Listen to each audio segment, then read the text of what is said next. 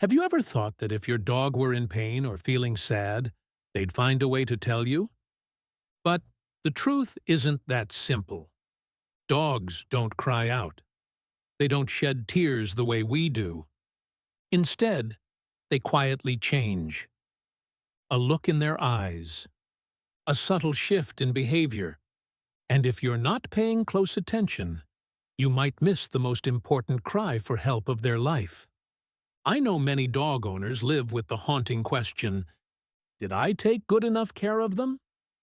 And if you've ever lost sleep watching your dog lie quietly, no longer the happy soul they once were, then this video is especially for you. Today, I'm going to show you 14 silent cries for help. Little signs that may seem small, but in truth, they're unspoken screams. And I truly believe, if you start paying attention today, you can completely change your dog's quality of life and bring peace to your worried heart. If you truly love your dog and want to understand their quiet language, stay with me through this video, because sign number 7 might just break your heart. When you realize, oh my God, they've been asking for help like this all along. And hey, if you find this content helpful, please hit subscribe so we can keep learning how to understand and love our dogs better every week. Because maybe, just maybe, one small action today could be a life-changing moment for your dog. Let's begin with the first and most overlooked sign. Have you ever come home, called your dog's name, and nothing happened? They just lay there. No tail wag, no turning of the head, no glance your way. Your heart sinks a little, doesn't it? But then you reassure yourself, maybe they're just sleepy today. In reality, it might not be just sleepiness. It could be a sudden emotional shutdown, a moment when your dog no longer has the energy to be excited about the world. A once joyful, playful dog suddenly becoming withdrawn and lost. That's not laziness. That's a silent cry for help. A soul quietly breaking down. And the scariest part is that some pet owners may never notice. When the spirit is too weak to scream, the body reacts. Your dog may suddenly become aggressive. Not because they're grumpy or acting out, but because they're in pain. A gentle touch on the back may cause them to flinch, growl, or even snap. Many people think the dog is misbehaving, but the truth is far more painful. It might just be a sore joint, a stomach ache, or a deep anxiety that makes them feel like they need to protect themselves from everything, including you. And when they can't even react anymore, they hide. They crawl under the bed, squeeze behind the curtains, or curl up in the closet. They seek dark, cramped spaces, places where they feel invisible, because their heart is overwhelmed. Have you ever called for your dog and found them pressed between your clothes in the closet? As if the world outside was just too loud, too scary, too much. On the flip side, some dogs become unusually clingy. They follow you everywhere, stick to your legs, even follow you into the bathroom.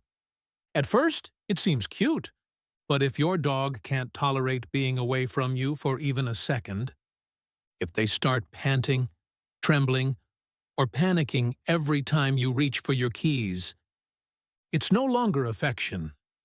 It's fear. Fear of being left alone.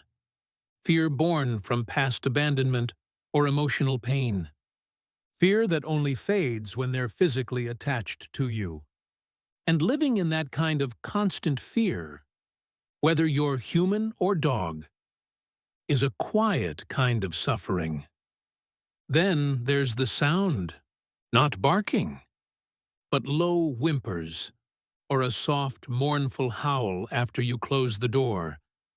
Tiny sounds, filled with a sky's worth of loneliness. Dogs with separation anxiety may howl for hours, not to annoy the neighbors, but in the desperate hope that you'll come back. Others, more withdrawn, may whimper softly at night, like they're whispering to themselves, "I'm okay," when really, they're not. If you watch closely, you'll notice the toys are untouched. The ball sits in the corner. The leash doesn't spark excitement. Nothing gets that tail wagging. When a dog stops playing, it's not because they're lazy. It's because something inside is dimming. Pain, sadness, or something deeper they don't know how to express. And if you see your dog constantly licking one spot on their leg, until the fur is gone, or the skin is raw, please don't scold them. That's the only way they know how to soothe themselves. Like people who tap their feet, bite their nails, or fidget when anxious. Dogs lick to regain some sense of control. But when that licking becomes constant, all day, every day, it's no longer a habit. It's a repressed cry for help. The voice of a heart wrestling with anxiety. And yet, the most heartbreaking sign might be the simplest. Your dog, sitting silently at the window, staring for hours into nothing. You think they're watching the world, but really, they're waiting. For someone. For something. For a feeling to pass that they can't name. It's not daydreaming. It's a quiet, aching kind of grief. And that window, that silence, might be their way of saying, "My heart is open, but no one is coming in." Some dogs even turn their face away when you approach, not out of pride or stubbornness, but because they're hurting. A dog that once trusted you fully, now avoiding eye contact. That's not distance. That's a plea. "Please don't come closer. I don't know what I can handle anymore." You might see your dog lying with their face to the wall, curled in a corner, not reacting when you call their name. You assume they're asleep, but in reality, they're shutting down. No barking, no howling, no movement, just stillness. Turning away from a world that no longer feels safe. And that silence, that's the loudest cry of all. Then there's the drooping ears, not when there's a noise, but all the time, even in familiar places, with familiar people. Flattened ears signal fear, submission, or deep discomfort. If you notice them along with a tucked tail, lowered eyes, or a tense body, that's not shyness. That's anxiety, boiling just below the surface. And if we don't respond with patience and gentleness, it can grow into an invisible wound. Even your dog's breathing tells a story. Wheezing, whimpering while breathing. Shallow, rapid breaths, when they haven't even moved. These are not just funny noises. They're signs of real physical pain or emotional distress, especially if they come with trembling, avoiding touch, or wide, panicked eyes. That's when you need to act, because breath is the last thing a living being can control. If even that becomes a struggle, their body is screaming on the inside. And perhaps the most painful thing of all is when they stop eating. Even their favorite treats go untouched. No one walks away from food they love, unless they're too broken to swallow joy or pain. Dogs are no different. Losing interest in food is a red flag. Not just for their body, but their soul, too. When the bowl sits full all day, don't just worry about nutrition. Listen, because their whole being might be saying, "Please, let me rest. Please help me. Some dogs don't speak with loud actions. They speak through silence, through breathing, through the tiniest of shifts.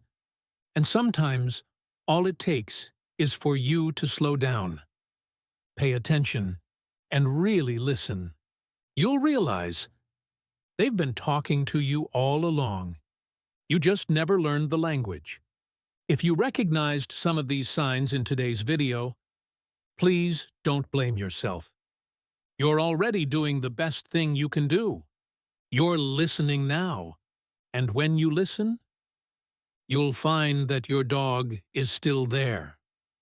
In the quiet corners, in soft sighs, in the sadness in their eyes. All you have to do is walk toward them, gentler, slower, and with more love than ever before. If this video touched something in your heart, please hit subscribe, because each week I'll share more ways for you to love a being who can't speak, but has always known how to love you in the most beautiful ways.